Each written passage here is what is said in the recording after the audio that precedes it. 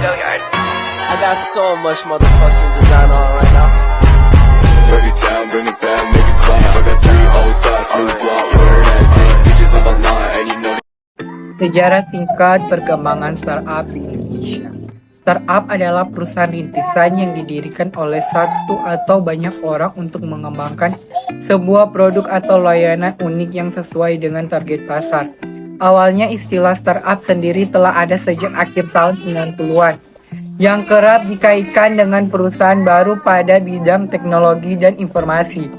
Berawal dari gelombang.com yang populer pada tahun 1998 hingga 2000. Perusahaan .com bermunculan secara massal.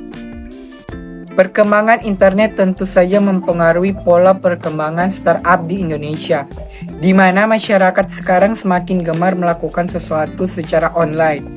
Maka dari itu, semakin banyak perusahaan rintisan yang membuka situs web pribadi untuk bisnis mereka, dan kenaikan tajam harga saham dengan adanya A dan Pop pada nama perusahaan. Perkembangan startup di Indonesia sendiri berjalan bersamaan dengan pertumbuhan internet dari tahun ke tahun. Menurut data Startup Ranking, Indonesia memiliki lebih dari 2.193 startup dan menduduki posisi kelima terbanyak di dunia.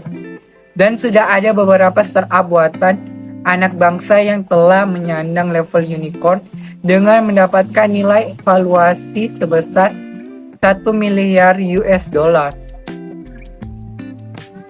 Startup itu adalah Goto, Bukalapak, GNT Express, Traveloka, OVO, Sendit, dan Ajaib. Walaupun bisnis startup lebih banyak yang gagal dibandingkan dengan keberhasilannya, namun hal ini tidak menutupi semangat anak bangsa untuk terus membuka startup baru dengan semangat yang membara.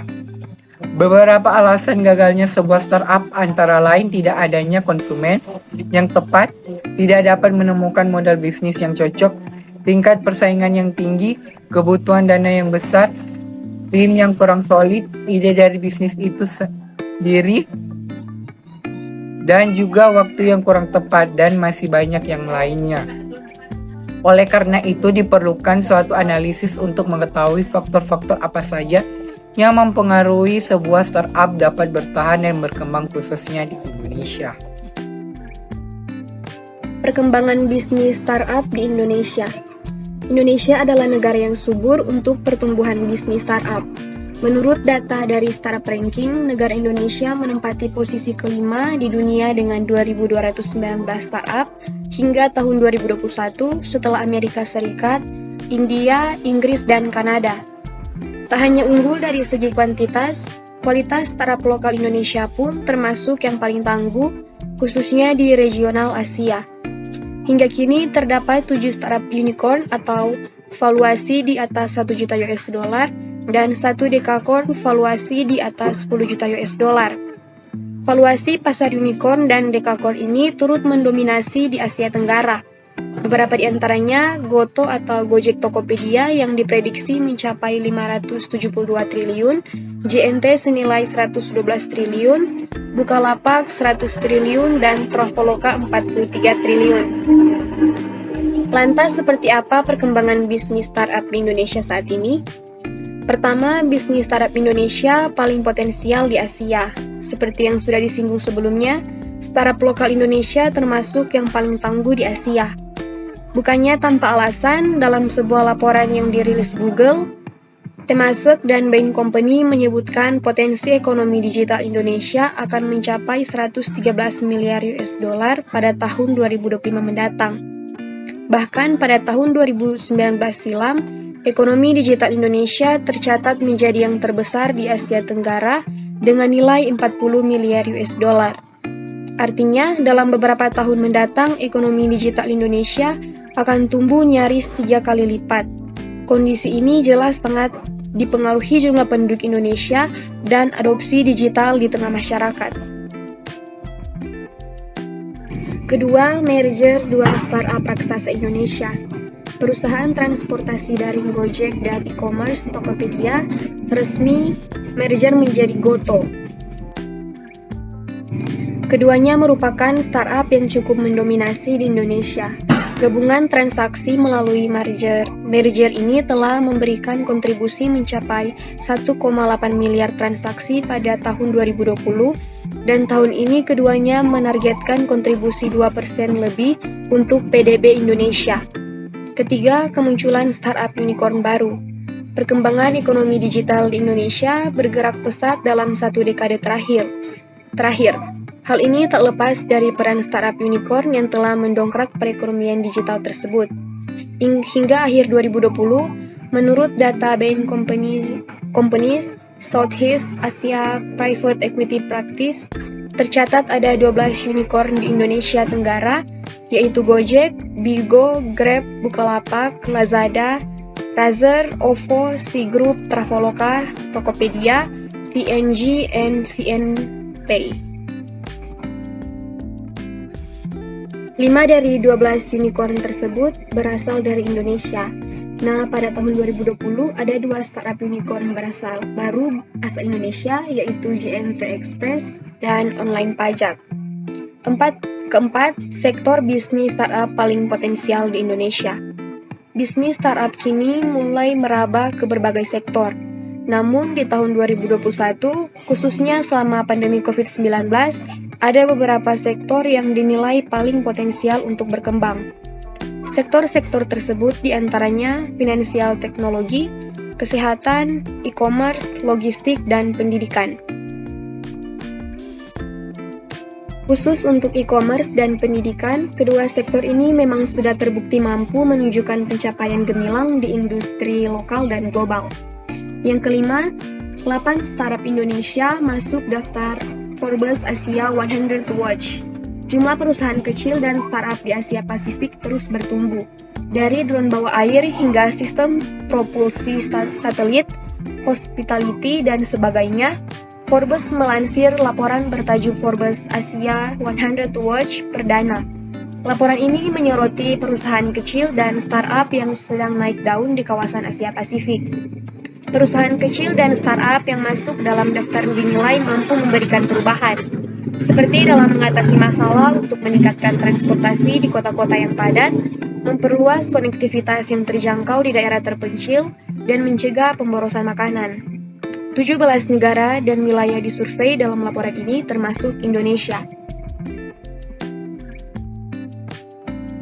Ada 8 bisnis startup Indonesia yang masuk dalam daftar, yaitu Bobobox, Bio Bakery, Deko Rumah, Eformos, Autoclicks, Populix, Privil ID, dan Sampingan.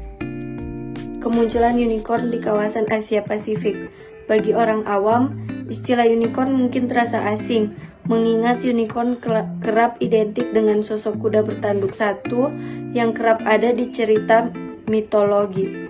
Istilah yang sama sejatinya juga disematkan pada perusahaan rintisan atau startup yang telah memperoleh valuasi lebih dari $1 miliar. Penggunaan istilah unicorn pertama kali dilakukan oleh salah satu pemodal asal Amerika Serikat, Alan Lee, pada tahun 2013 lalu. Dalam tulisannya di TechCrunch 5 tahun lalu, Lee menggunakan istilah unicorn bagi perusahaan yang telah berorientasi pada konsumen. Dalam beberapa kasus, sekitar 90% pendiri startup memiliki kesamaan. Salah satunya, gelar sarjana yang sama dengan pendiri lainnya. Saat menuliskan istilah unicorn, perusahaan Lee mencatat saat itu cuma ada 39 perusahaan yang layak disebut sebagai Startup Unicorn Club. Di samping itu, Lee mengkategorikan unicorn berdasarkan kemampuan pendiri startup mengelola perusahaan dan telah memasuki usia 30-an. Lee memaparkan menurut data National Venture Capital Association atau NVCA, 39% dari unicorn terhitung langka, karena hanya 0,07% dari startup teknologi yang muncul saat itu. Selanjutnya, Perusahaan yang masuk dalam Startup Unicorn Club butuh waktu setidaknya 8 tahun untuk mendapat status unicorn. Hanya saja, unicorn tersebut kemudian harus menghadapi nasib likuiditas. Padahal hingga 2015 tercatat ada lebih dari 16.000 startup yang didirikan sejak 2003. Selain itu, Mattermark menunjukkan ada 12.291 startup mendapat pendanaan selama 2 tahun terakhir sebelum tahun 2015. Data CVR mencatat 15.000 startup baru muncul setiap tahunnya. Aliran suntikan dana untuk startup mengalami puncaknya pada tahun 2013. Laporan PricewaterhouseCoopers National Venture Capital Association atau PwC atau NVCA, Money3 mencatat pada kuartal ketiga 2013, pemodal venturan sudah mengelontarkan sebesar US 3,6 miliar pada 468 startup teknologi. Jumlah ini meningkat 73% dibandingkan periode yang sama setahun sebelumnya. CB Insight hingga Januari 2019 melaporkan di seluruh dunia saat ini ada lebih dari 300 startup, sementara di Indonesia hingga saat ini baru ada 4 unicorn, yakni Bukalapak, Gojek, Traveloka, dan Tokopedia. Apa itu vintage unicorn? Unicorn digunakan dalam industri modal ventura untuk mencirikan perusahaan rintisan swasta yang bernilai lebih dari 1 miliar US dollar. Istilah ini dibuat oleh Aileen Lee, pendiri Cowboy Ventures, dana modal ventura tahap awal di Amerika Serikat pada tahun 2013. Di salah satu artikelnya ketika dia melihat perangkat lunak startup dan memperkirakan bahwa hanya sekitar 0,07% saja yang mencapai penilaian 1 miliar US dollar. Menggambarkan fenomena itu sangat langka sehingga sama sulitnya dengan menemukan mitos unicorn. Varian unicorn termasuk decacorn bernilai lebih dari 10 miliar US dollar dan heptacorn bernilai lebih dari 100 miliar US dollar. Istilah unicorn sudah menjadi istilah umum ketika mendeskripsikan startup di sektor teknologi dengan valuasi yang tinggi lebih dari 1 miliar US dollar. Unicorn vintage dulunya langka, tetapi sekarang sudah sering terjadi di ekosistem vintage baru-baru ini. Dengan lebih dari 900 unicorn secara global, memfasilitasi unicorn vintage didorong oleh teknologi baru dan model bisnis inovatif yang menarik konsumen era baru. Ada berapa banyak unicorn di Asia Pasifik? Asia Pasifik memegang jumlah unicorn tertinggi kedua secara global, tetapi menguasai puncak tangga lagu dengan penilaian pasar. Pada tahun 2021, 19 startup mengalami peningkatan valuasi hingga di atas 1 miliar US dollar.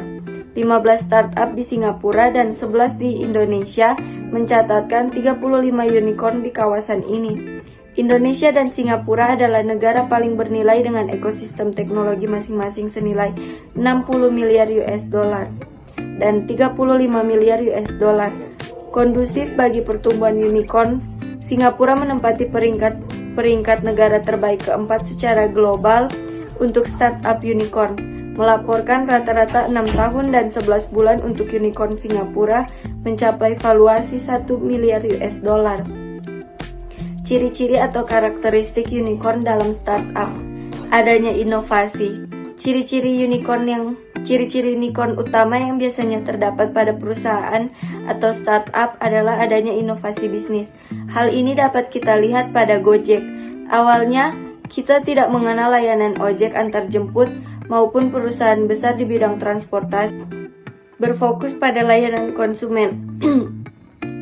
Umumnya, layanan yang diberikan oleh perusahaan unicorn adalah B2C atau Business to Consumer, yakni strategi bisnis berfokus pada keterjangkauan pelanggan secara luas. Contohnya adalah Spotify yang mengembangkan layanan musik dalam aplikasi gratis dan legal. Mengembangkan teknologi. Ciri khas yang hampir seluruh startup unicorn miliki adalah adanya pengembangan teknologi yang memungkinkan Anda dapat mengakses berbagai fasilitas dalam satu aplikasi. Contohnya adalah Gojek dengan layanan ojek online, pesan makanan, antar barang, dan berbagai pembayaran. Kepemilikan pribadi. Salah satu alasan mengapa suatu perusahaan berkembang secara pesat hingga meraih predikat unicorn adalah karena kepemilikannya secara pribadi. Dengan demikian, bisnis tersebut lebih responsif dan cepat dalam mengambil keputusan terkait investasi hingga valuasinya meningkat. Unicorn di kawasan Pasifik. Indonesia. Gojek, Tokopedia, Traveloka, Ajaib, Bukalapak, dan lain-lain. Singapura, Grab, Lazada, Carousel, Nium, Sea, Garena, dan lain-lain. Jepang, Provided, Network, dan Liquid. Amerika Serikat, WeWorkspace, Pinterest, Squarespace, dan lain-lain. Tiongkok, N Financial, OneConnect, WeBank, JD Finance, Homelink, Nio, dan lain-lain.